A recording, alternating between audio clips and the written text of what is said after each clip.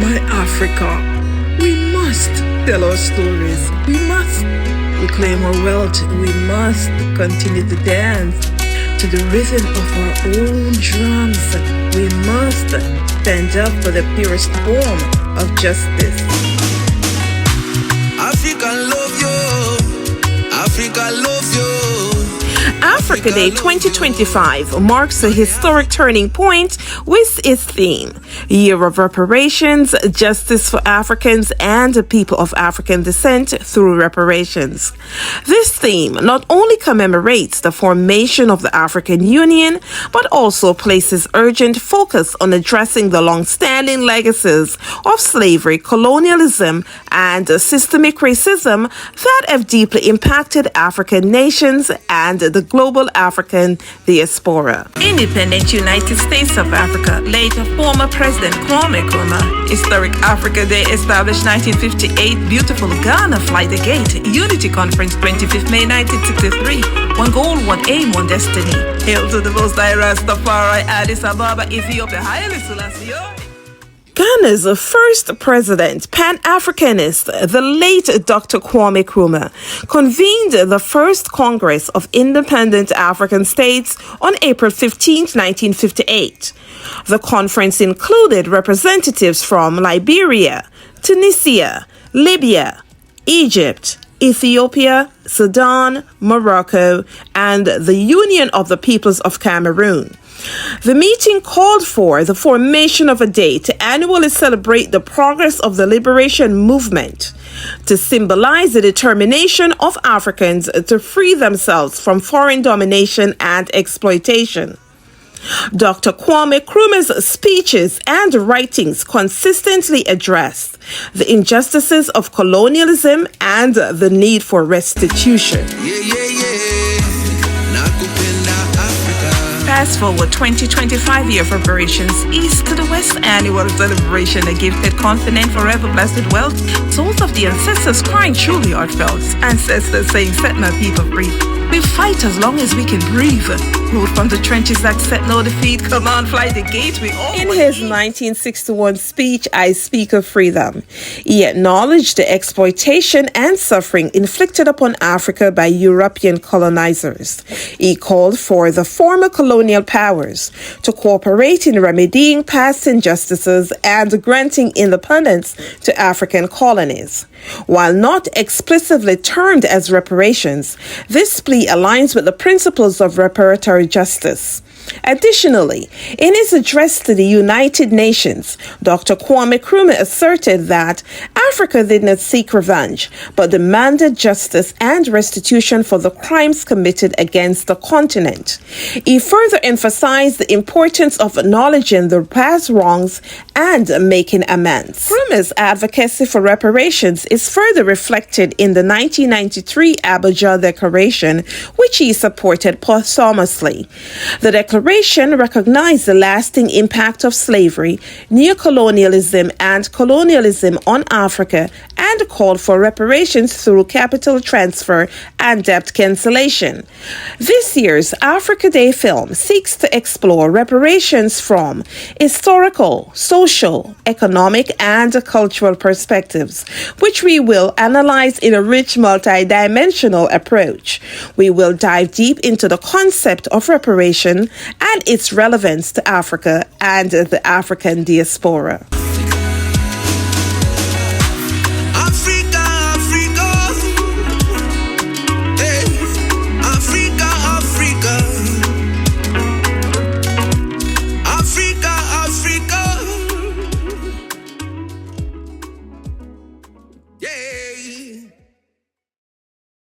From an historical perspective, reparations are fundamentally rooted in the recognition of historical injustices.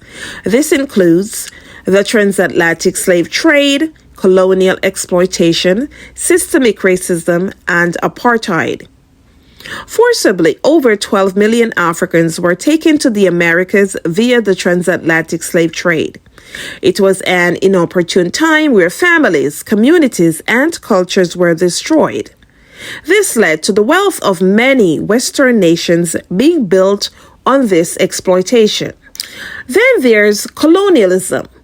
At the Berlin Conference between 1884 and 1885, European powers carved up Africa where they imposed foreign rule, plundered resources, and suppressed indigenous institutions. During the apartheid and segregation period, the institutionalized racial oppression in South Africa, the United States, and elsewhere had long-term effects on social and economic mobility. When we talk about the fundamentally rooted effects of reparations and its recognition of historical injustices, these systems deprived African nations and descendants of African people of their wealth, autonomy, and their future.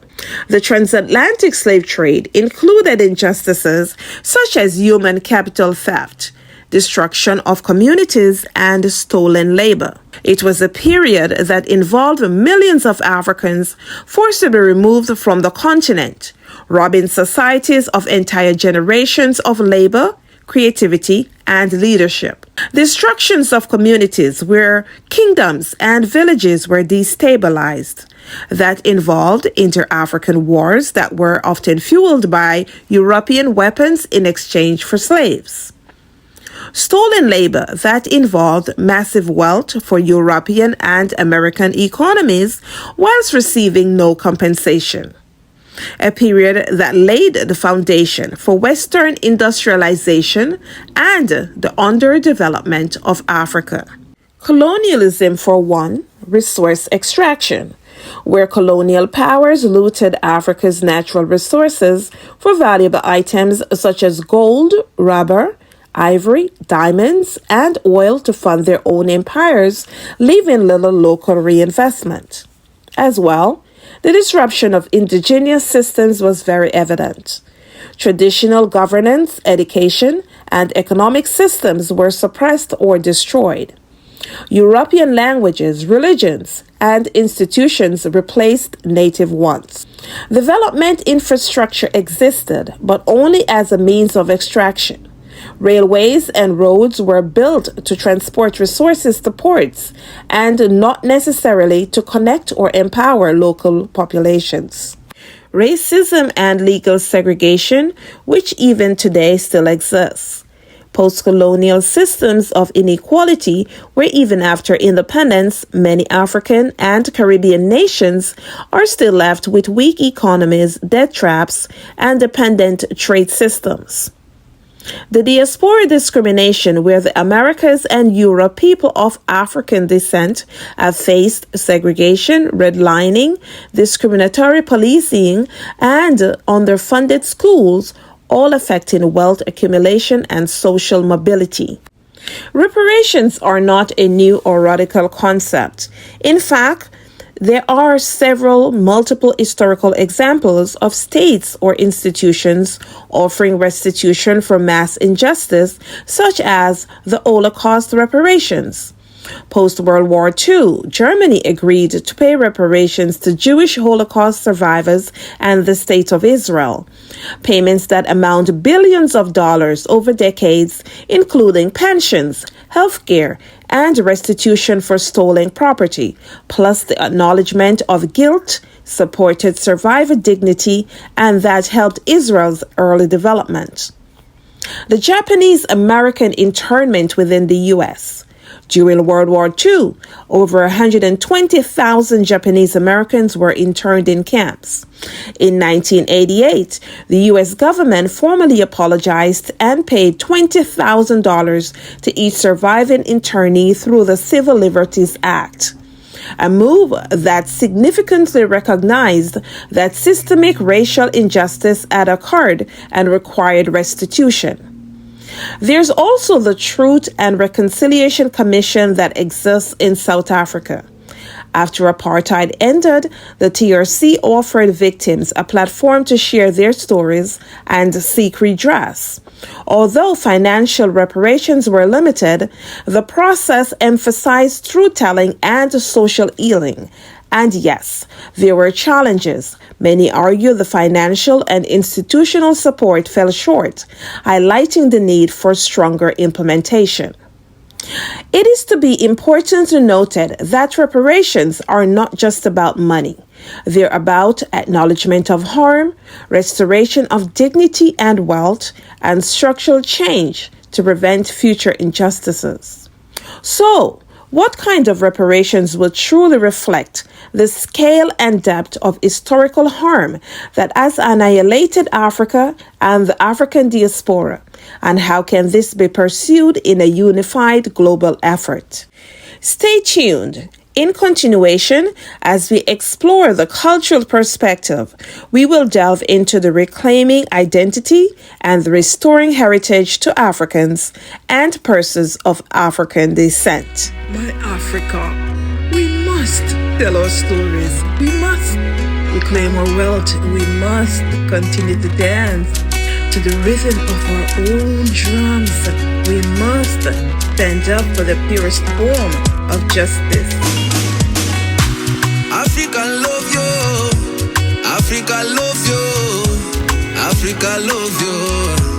My Africa, Africa, Africa love you, Africa love you, Africa love you. My Africa, Africa, yeah, yeah, yeah. The Kuda Africa, yeah, yeah, yeah.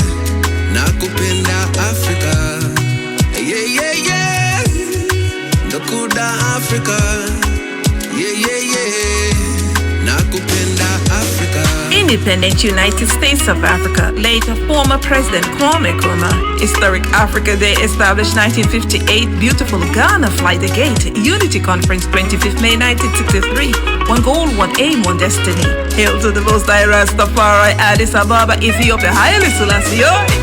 You are the queen of my heart, special female. My You are the beautiful moon and the Africa. stars, special female. My beautiful I will love Africa. you till the end of time, till we grow old.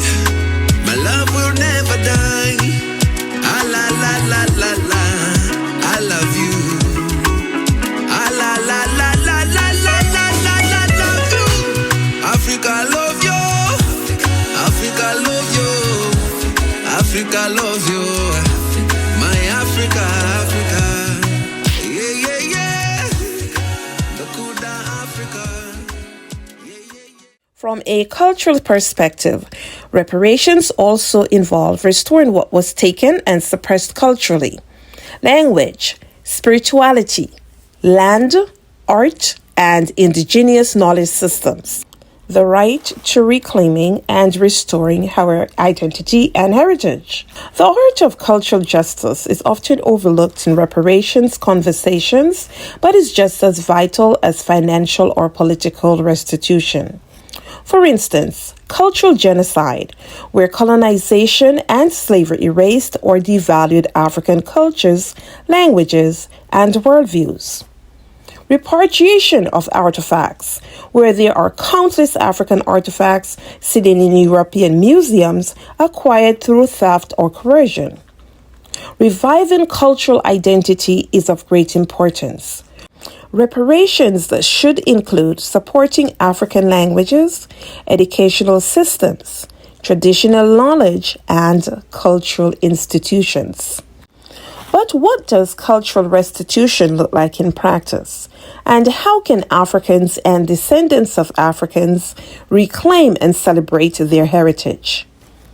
Cultural restitution is a start, the process of returning stolen, looted, or suppressed cultural property, knowledge, and identity to the people and communities it was taken from.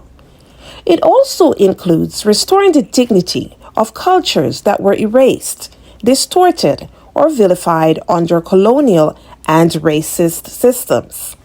There are various forms of cultural restitution. For instance, repatriation of stolen artifacts. Returning African artifacts and cultural items held in foreign museums, universities, and private collections is a form of cultural restitution. For example, in 2021, France returned 26 Benin bronzes to Nigeria after decades of campaigning. The Benin bronzes are a group of plaques and sculptures that were originally created to decorate the royal palace of Benin in Nigeria. They are known for their exceptional craftsmanship and historical significance. These bronzes were taken during the British punitive expedition of 1897 when British forces invaded the Kingdom of Benin, where they looted the palace. Many of the items taken during this expedition were dispersed to various museums and private collections worldwide, including major institutions in Europe and the United States. In 2017, French President Emmanuel Macron announced his commitment to returning looted African art to their countries of origin. In 2020, Macron appointed a commission to identify artifacts in France's museums that were taken during colonial times. The Benin bronzes were a key focus of this effort. In November 2021, France officially returned the 26 Benin bronzes to Nigeria, which had been held in the Musée de Quai Branly in Paris.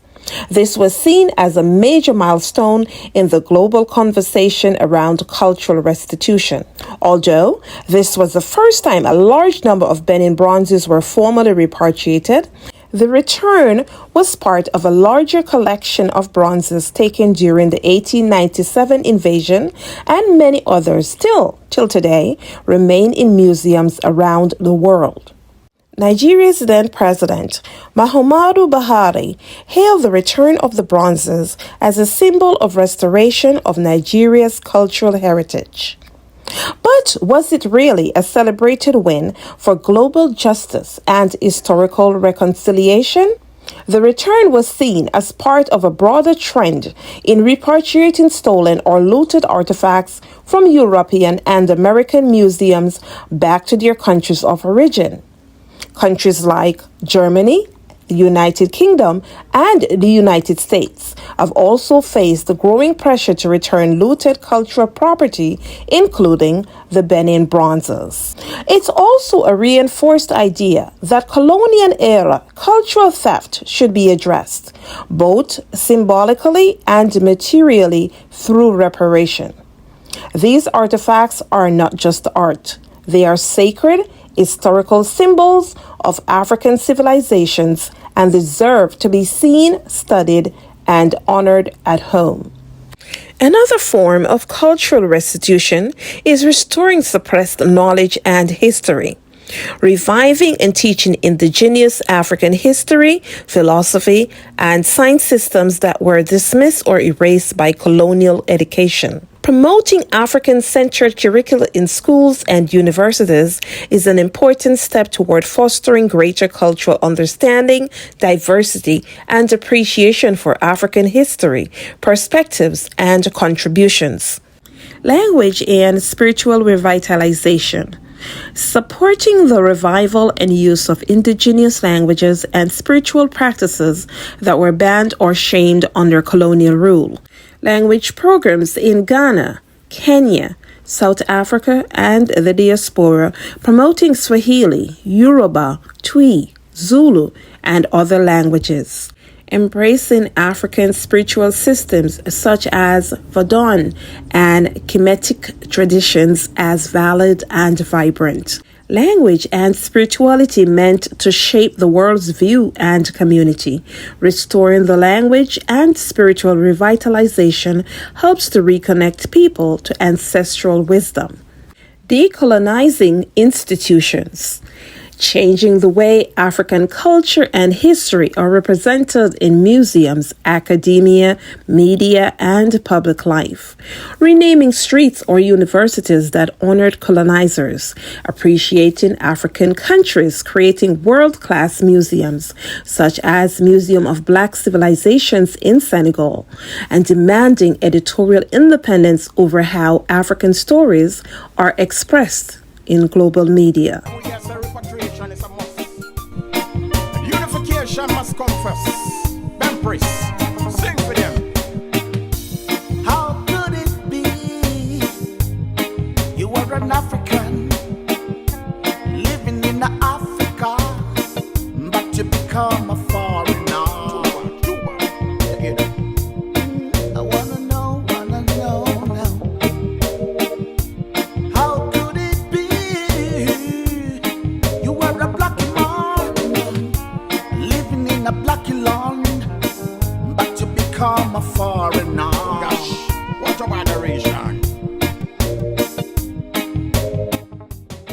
In order for Africans and descendants of Africans to reclaim and celebrate their heritage opens a doorway to personal, communal, and global empowerment. Cultural reclamation is not just about the past, it's about building pride, creativity, and connection in the present and future.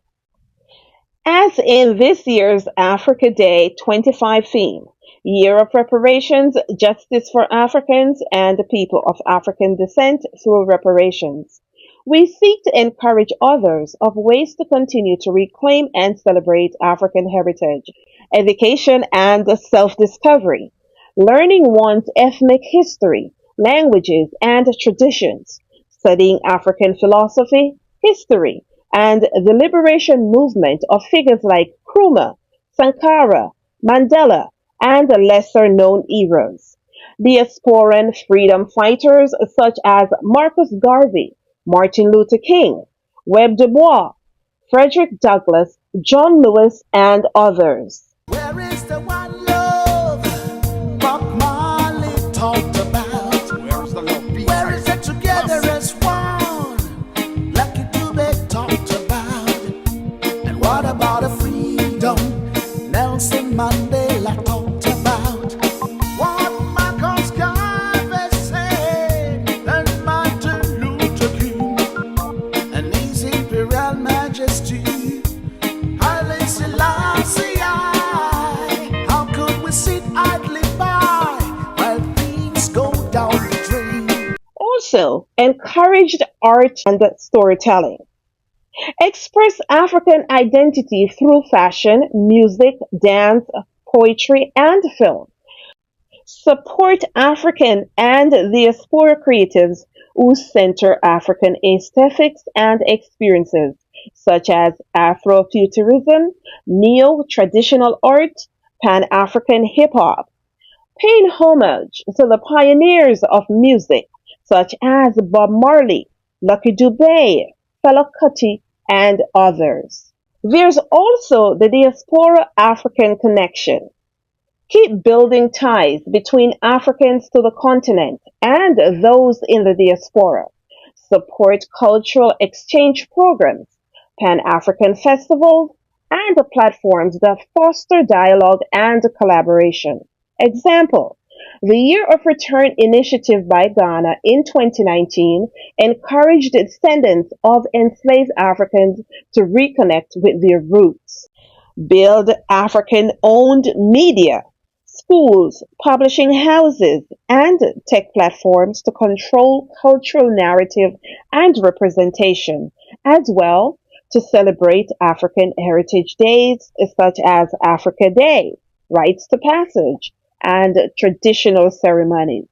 Healing through culture is of great importance.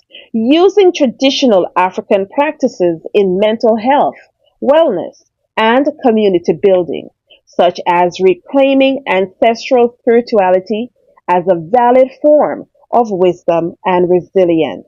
Cultural restitution is not just about returning objects. It's about returning dignity, memory, and voice to persons whose identities were denied or distorted. Reclaiming heritage is an act of love, resistance, and rebirth. Next, in continuation, we will take a look at the economic perspective, redressing structural inequality to Africans and persons of African descent. Black man says to black man, I am not your brother. Black man says to black man, go back to your country. Black man says to black man, I am not your brother. Black man says to black man, he says, go back to your country. What a sentence.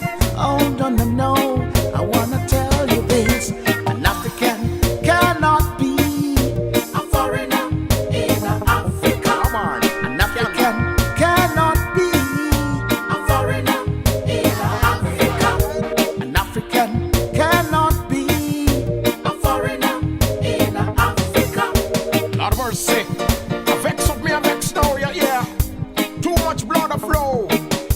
up the discrimination against your fellow brethren, and you follow this trend and you hear that. Unification is a must.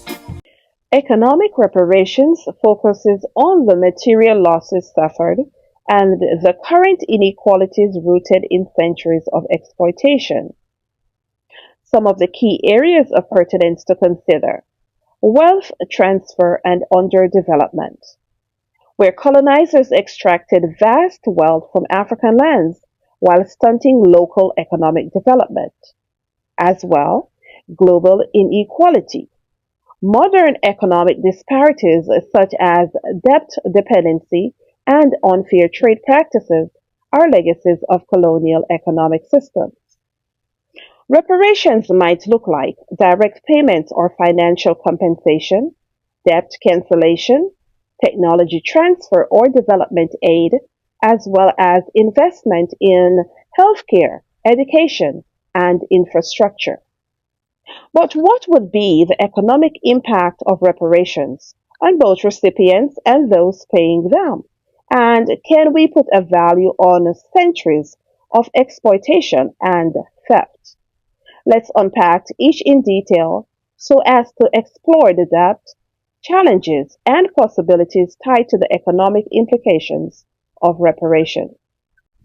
For recipients, African nations, and the people of African descent, reparations have the potential to be transformational, especially if designed as more than just one-time payments. Done right, the receipt of reparations could stimulate development, infrastructure investment, where roads, energy, technology could modernize economies and reduce dependency. As well, education and healthcare funding could improve human capital and productivity for generations. Reduce inequality when we talk about targeted reparations could address entrenched racial wealth gaps in countries like the United States, the United Kingdom, Brazil, and South Africa. Community reinvestment programs could also support small businesses, home ownership, and access to higher education. Fostering economic sovereignty is always a plus. Debt cancellation or technology transfer could help nations escape cycles of foreign dependence on IMF imposed austerity. Acknowledgement of harm and material restitution can restore confidence and economic dignity, which in itself influences productivity and innovation. Whereas former colonial powers, corporations, and institutions may worry about the cost, and fear often overlooks long term benefits and moral responsibility. Direct payouts or investments might require budget reallocation, higher taxation on the elites, or corporate reparations. Resistance is likely from institutions or governments fearing political backlash. Reparations could strengthen diplomatic and economic ties with African nations and improve global relations. A more economical global system could reduce displacement and instability and help to reduce migration pressure. Former colonial nations can regain credibility and lead globally on restorative justice in an effort to accept moral leadership. But can we put a value on centuries of exploitation and theft? This is a difficult but essential question. While it's impossible to calculate the full human, cultural, and psychological loss, economists and historians have made attempts to quantify material and labor-based losses. A deliberate intellectual approach should be considered. For one, the value of unpaid labor during slavery. Scholars like Thomas Kramer from the University of Connecticut estimate that U.S. slave labor would be worth trillions of dollars today. For example, taking into consideration the 1619 to 1865 period, 246 years of unpaid labor compounded with interest represents vast stolen wealth. As well, colonial resource extraction. From Africa alone, trillions in minerals, agriculture, and raw materials were taken.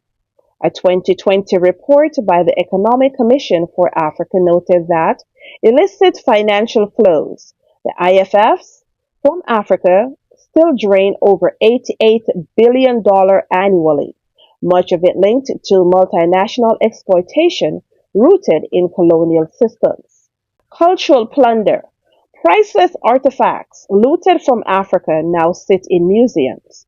While they can't always be assigned monetary value, their cultural and spiritual worth is immense. This type of reparation is a form of non-monetary restitution with deep economic and cultural impact. While economists add modern numbers, we can always acknowledge that some losses are incalculable: broken families, lost languages, interrupted civilizations. Again, reparations are not just about exact compensation, but also about acknowledgement, restitution, and restructuring systems to prevent continued harm. Socially, reparations are about healing wounds, acknowledging harm, and promoting justice and reconciliation across communities. Many of the inequalities faced by African nations and the people of African descent today are not accidental or recent. They are the result of centuries of deliberate marginalization. For instance, intergenerational trauma, where the effects of historical injustices persist through inherited trauma, systemic inequalities, and disrupted family and cultural structures. Also, racial disparities. In today's society, access to education, healthcare, justice, and wealth is still unequal in many parts of the world due to past oppression. There's also the lack of recognition and apology. Symbolic gestures such as public apologies and truth commissions are crucial to restoring dignity and rewriting historical narratives. Social exclusion today isn't just the product of inequality. It is the direct inheritance of systems that deliberately excludes African people from power, dignity, and opportunity. Let's take a look at some of the past and present day social inclusion. The unequal access of land and resources. Whereas in the past, colonization often meant land dispossession. Post independence, land reform remains unresolved in many African countries, such as South Africa, limiting access to wealth building assets. In the Americas and the Caribbean, enslaved Africans were denied land ownership for generations, creating a racial wealth gap and unfortunately still exists today. Segregated education and health systems. Under colonial and apartheid systems, education for African people was inferior by design, reinforcing subservience such as Bantu education in South Africa. Bantu education denigrated Black people's history and cultural identity. It promoted myths and racial stereotypes in its curricula and textbooks. A Bantu education served the interests of white supremacy and denied blacks access to the same educational opportunities and resources as their white South Africans. Mass incarceration and policing. In many Western countries, such as the United States, the United Kingdom, and Brazil, policing and judicial systems disproportionately target Black communities, a continuation of slave patrol, colonial control, and racial surveillance. Social exclusion is systemic. When we talk about current eventful happenings, that includes barriers to employment, voting, housing access after incarceration, culture erasure and inferiority complexes. For centuries, African cultures were portrayed as primitive. This cultural devaluation affects language use. self-esteem, and even mental health amongst African descended people today. Lack of representation in media, history books, and political leadership reinforces social exclusion. Global economic dependence. Post-colonial nations were left with fragile institutions and economies designed to serve colonial centers. As a result, African countries are most often faced with debt dependency, unfair trade terms, and foreign-controlled industries. When we look at social exclusion today and its link to historical injustices, it presents a deep reflective mirror into the structural disadvantages. But what role does public education play in truth telling and memorialization of the reparations process? Without truth and acknowledgement, no material compensation can truly repair harm. Public education matters as it helps to shape how societies understand the past and envision the future. An outstanding issue is that many national curricula downplay or sanitize the effects of colonialism, slavery, and racism. And yet, there are possible solutions such as curriculum reform to include African history, resistance movement, and contributions of African descended people. Teaching empathy, critical thinking, and historically accountability, decentering Eurocentric narratives, and reinforcing indigenous knowledge systems. Truth telling is importantly relevant. A society cannot heal from a wound it refuses to acknowledge. South Africa's Truth and Reconciliation Commission, the VRC, gave survivors of apartheid a voice and acknowledged state violence. Although within the United States, local and university-based truth commissions have emerged to address slavery and segregation legacies, some of these actions in 2025 have been met with pushbacks. There still exists reparative potential for official apologies from governments and institutions, open hearings or commissions to document testimonies, and as well opportunities to use media and art as tools for storytelling and healing. Memorialization matters. Building monuments and memorials are examples of how societies can remember or forget injustices. Till today, there are many colonial and slave trading figures that are celebrated in public spaces, creating museums, statues, and memorials that honor victims and resistors, such as the Legacy Museum in Alabama in the USA, is a start. Renaming streets, schools, and cities to reflect African heritage and decolonize public space, and as well the need to create more annual commemorations, such as Africa Day, to centralize African voices and experiences. Education, truth telling, and memorialization are not symbolic. They are transformational. These are relevant, important, logical ways to create the cultural and moral foundation for material reparations, policy reform, and societal healing. Again, Africa Day 2025 marks a historic turning point with its theme, Year of Reparations, Justice for Africans, and the People of African Descent through Reparations. This theme not only commemorates the formation of the African Union, but also places urgent focus on addressing the long-standing legacies of slavery, colonialism, and systemic racism that present day deeply impact African nations and the African diaspora. Which brings us to the importance of upholding the legacies of our revolutionary freedom fighters through memorialism, representational activities of the arts such as poetry, music, conferences, literary writings, films, museums, statues, and otherwise. So who's your hero? Malcolm X?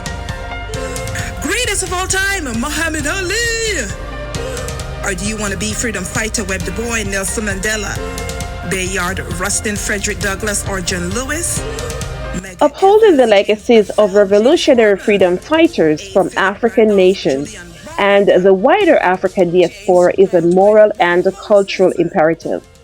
Individuals who resisted the forces of slavery, colonialism, apartheid, and systemic oppression fought not only for their own liberation, but for the future of our people. Respect goes out to the true heroes, let's not forget. Fannie Lohama, Rosa Parks, Ida B. Wells, Ella Baker, Pauline Murray, Dorothy Height, Diane Nash, Claudette Colvin, Michelle Alexander, Mary Church Terrell, and let's not forget Harriet Tubman, Maya Angelou, and Sojourner Truth. Their courageous actions laid the groundwork for movements advocating for racial justice, natural sovereignty, and cultural reclamation across generations of countries and continents. Remembering and honoring their struggles ensures that their sacrifices are not forgotten, and it reinforces the ongoing relevance of their ideals in today's fight against the inequality and injustice.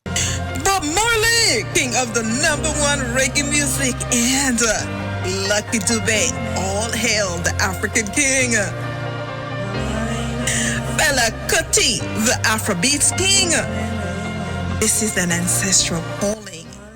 Moreover, these legacies provide a shared narrative of resilience, pride, and unity that strengthens the collective identity of people of African descent globally.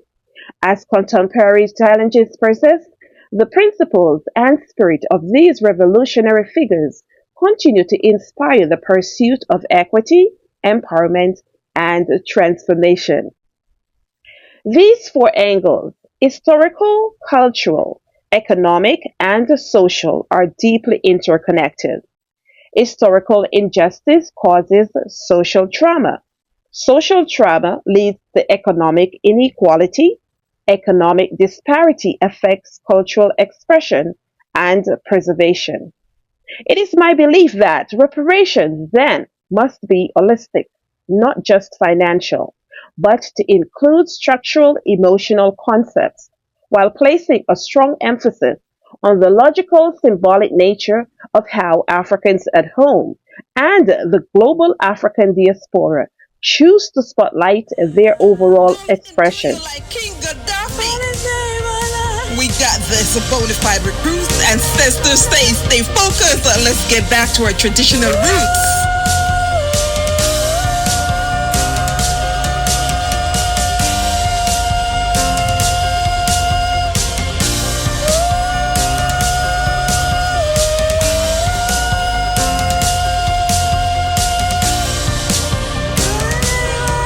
King Emperor Haile Selassie I, Joe Rastafari.